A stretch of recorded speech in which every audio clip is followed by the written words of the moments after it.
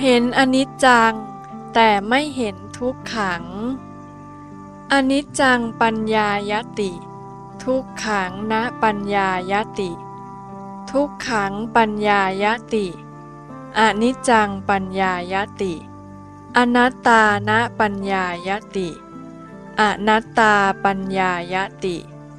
อนิจจทุกขังปัญญายติคำบาลีที่ว่ามานี้แปลความได้ว่าอนิจจังปัญญายติเมื่อพิจารณาเห็นอนิจจังทุกขังณปัญญายติจะพิจารณาไม่เห็นทุกขังทุกขังปัญญายติเมื่อพิจารณาเห็นทุกขังอนิจจังปัญญายติและพิจารณาเห็นอนิจจังอนัตตานะปัญญายติจะพิจารณาไม่เห็นอนัตตาอนัตตาปัญญายติ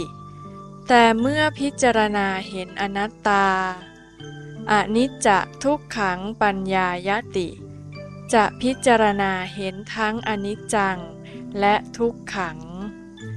หมายความว่าถ้าเห็นอนิจจังจะไม่เห็นทุกขังกับอนัตตาถ้าเห็นทุกขังก็จะเห็นอนิจจังแต่จะไม่เห็นอนัตตา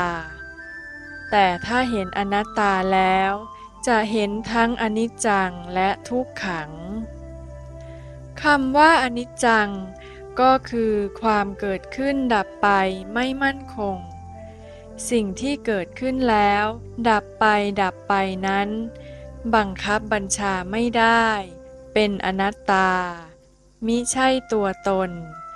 อนิจจังที่ว่าเกิดขึ้นแล้วดับไปนั้นเป็นสิ่งที่ทนได้ยากเป็นทุกข์